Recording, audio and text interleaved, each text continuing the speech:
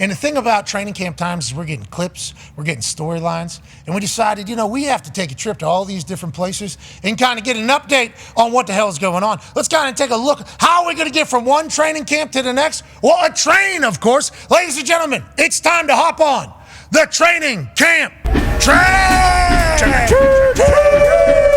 First stop, Kansas City. The reigning, defending, undisputed back-to-back champions are off to a hot start. Travis Kelce showed up with a mustache and has all looking at being the greatest of all time. Speaking of greatest of all time, fastest of all time, Xavier Worthy at the Combine somehow ended up with the Chiefs. Him and Patrick Mahomes are moving along swimmingly in Kansas City. Let's hop back on the train, shall we? Next stop, New York, New Jersey for the Jets. Aaron Rodgers, the man who had a torn Achilles last year, had a new procedure, was going to come back. They punted on the ear. Dahn to Breece Hall on the sideline. He's moving, he's throwing, and they are cooking. So much so that they're going to have some disagreements every once in a while. Garrett Wilson, Aaron Rodgers, heated argument as I was described, but nah, they dab each other up. Moments later, connection. When you see this corner in safety, you do this. Got it. We move along. The Jets are a real contender. Back on the train, shall we? Ladies and gentlemen, let's go to Miami with Tua Tagovailoa.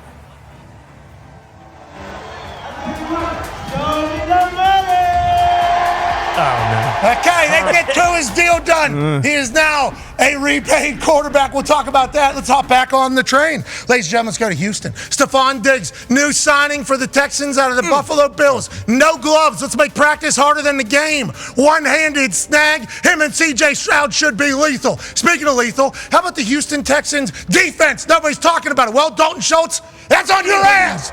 Cheap shot from Stingley. It's been contentious. It's been hot in Houston, and the offense and defense have been battling. Love everything about it. I think they're going to get sick of fighting. Maybe it'll stop. Let's go to the highest paid quarterback in history, Jordan Love. Wow. He's a simple man with 220 M's now being added to his bank account. Shout out to David Mulligetta. And shout out to Jordan Love stepping on the field, picking up right where he left off last season with a dime to Malik Heath.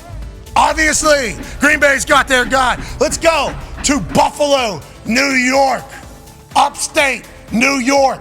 Well, you lose Stephon Diggs, Josh Allen, what are you going to do? They draft a freak out of Florida State and Keon Coleman. It looks to be a smooth transition from one wide receiver to the other. Nobody's really talking about the Buffalo Bills this year. Nobody's talking about the Buffalo Bills. Seems like vibes are high, and Kincaid entering his second year out of the Utah Utes. Let's go to the dog pound. Cleveland. Deshaun Watson in the back completing a pass. But the story here is they got Jameis Winston and they got Mike Vrabel both on this team. And they race every time they Riverside in practice. Vibes are high. Vrabel's brain's just floating around in Cleveland. What is that all about? Let's hop back on train. Very smooth running for an older man. Let's go to New England. Drake May. Is he the one? Yeah. Completion to booty.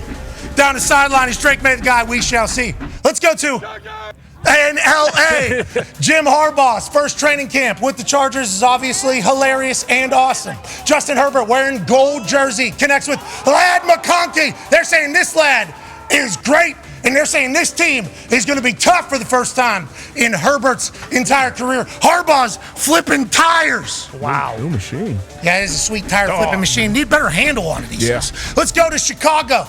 Yep. Caleb Williams' bullshit might be transitioning perfectly into the NFL. That is what the film is indicating in Chicago. Let's go to Detroit. What you gonna do when the Detroit Lions in Campbell Mania runs wild on you, brother? What you gonna do? That's really the only news out of Detroit, which is a good thing. Yeah. Let's go to Pittsburgh. No news, right? Well, big news. Justin Fields is bowling right now at training camp. How come? Thing and just got a little tweaked it a little bit. So, we're just working hard and just sometimes things happen. But the good news is that I feel good, and we'll get there in time. The good thing is I'm getting a lot of the mental reps and throwing stuff on the side. And Russell Wilson working too hard. Tweaks his calf before practice even starts. Is this a Wally Pipp situation before it even gets started? Joey Burrow in Cincinnati. New hair. Great punch stroke. Look for a quick kick from Joey. Down there in the 11. Can this guy throw? He hurt his wrist, remember? Yeah, he can still drop dimes. Trenton Irwin down the sideline. Cincinnati seems to be in a great place. Let's go to Carolina, shall we, on the train. Xavier Liget out of South Carolina with Bryce Young's working out. Who is this guy? Appreciate you for taking the interview. Who I'm talking to? Xavier Lee, Mother South Carolina night. Okay, all right. He's from northern South Carolina, obviously. It might have been Mullins. Oh, okay, Mullins, potentially. Not sure. We love him. We absolutely love him. Train stops in Indianapolis. What do we see? Anthony Richardson throwing dimes to Josh Downs. We absolutely love it. How about the new wide receiver, A.D. Mitchell? He's catching everything, they're saying. Damn. He's catching everything. We need you, A.D. We need you here in Indianapolis. Let's hop back on the train. Let's go to the Hard Knocks offseason team, the New York Giants. Is this guy worth $40 million? Get rid of Saquon. Let's find out. Well, let's draft neighbors and make that connection potentially all season long. Okay. Whoa. Let's go to Oakland. I'm here. What did he just say? What was that? I'm a what? I think he's... That doesn't seem like a good idea. Let's go to Dallas and Oxnard. But when you look up, all the great quarterbacks I watched played for other teams. So my point in saying that is that's not something to fear. That may be a reality for me one day, may not be my decision. So that's the freedom that I have is be where your feet are, make the most of it, be confident in yourself, make your team better. I love my teammates. I love that locker room. I love everything about being out here in Oxnard and being a Dallas Cowboy. So, yeah, I'm okay being a free agent. The training camp train rolls on, and so do we. Boys, love hopping on that train. The best. Unbelievable. Yeah, just bouncing around. We missed a couple teams where we've seen some clips, obviously. Which stop did you enjoy the most, Ty Schmidt? Probably the last one there, Dallas. Beautiful, Oxnard, California. I mean, what better way to get out of the heat in Dallas than to go to the heat in California? I think that's beautiful. Kind of crazy, though, because like you look at, obviously last year, everyone was talking about how good Dallas was. They get in the playoffs. A lot of people saying, hey, is this the team that can finally kind of, break the seal and at least go to an NFC championship, win a Super Bowl? Obviously, they get embarrassed by the Packers in the playoffs. But Jerry has been saying all offseason, hey, listen, we're all in. They understand kind of the time is now, especially with McCarthy potentially being on his last year. Dak, obviously you hear that. If you're a Cowboys fan, that's got to be like, whoa, what's going on? We got a here? lame duck quarterback. Yeah, exactly. But then you also, leverage. yeah, a lot of leverage for sure. You look at the CD situation though, like is that going to get done? That's still a big deal. And then in terms of just who they lost, like they lost Tyron Smith, they lost Tyler Biotish, so like two stalwarts on their offensive line. Got rid of Leighton Vander Esch, who kind of had always been hurt, so that I guess that's kind of a who knows. But then also Michael Gallup, who was their number 2, get rid of him, and then he goes to the Raiders and just kind of retires out of nowhere. Really, in terms of like who they brought in, they got Tyler Guyton in the draft, who you assume he's probably they'll plug and play him on the offensive line somewhere, but they brought Zeke back, and that's kind of like their big splash. And then Michael Kendricks, or was it Michael Kendricks, or was it was Eric Kendricks, excuse me. So they bring him in, and then obviously Mike Zimmer's the new DC. So it seems like we always talk about the Cowboys going into camp in the season, and obviously the expectations are what they are, but this team almost feels like it's not as good as the team was last year. Oh, no! And it's Mike McCarthy's last year on his contract. Potentially, but then you just look. I mean, like their 3 best players all want new contracts, and so it's like it's kind of if the Cowboys don't make it to an NFC Championship or like go to a Super Bowl this year, like there's a chance that the Cowboys of next year look much, much differently than what they look like right now. Wild time for the Dallas Cowboys. And this is Jerry Jones, kind of talking publicly after the court case with DirecTV or the lawsuit for the entire Sunday ticket thing. And in this from Clarence Hill, and this is great reporting. We appreciate the hell out of it. Shout out to Florio for tipping us off to this entire thing at Pro Football Talk. Look at what Jerry Jones says after the testimony in the Sunday ticket. That's exactly what I'm really trying to tell everybody is, frankly, I've got a better feel than other people because I have a sense of what revenues might be for the whole league, Jones said. And so that if you see me optimistic, then you must know that I think it's pretty good. If you see me a little cautious, you must know that I'm being cautious. I'm the best at looking around corners as far as body language and instincts. I'm better than anybody. Ooh. So are you being optimistic or cautious with the Cowboys contracts? As Deion Sanders said, both. Jerry Jones replied. All right, well, one thing's not like the other, okay? Because this answer right here that he gives in this paragraph about having a sense of what the future looks like is vastly different than the both situation down there with optimistic being one of the options. It's like he has been one of the head media guys in the league for a long time.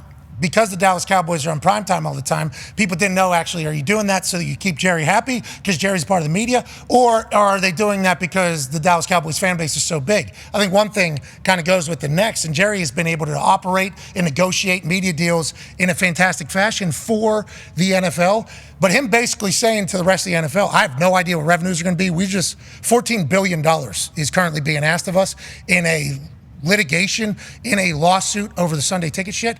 So he's wondering if salary cap's going to end up going back down from this entire thing. How would that even be possible with the way media is going? But that is kind of what he's indicating. He's like, so I'm going to wait and see how this entire thing goes. And he's like, I know more than anybody.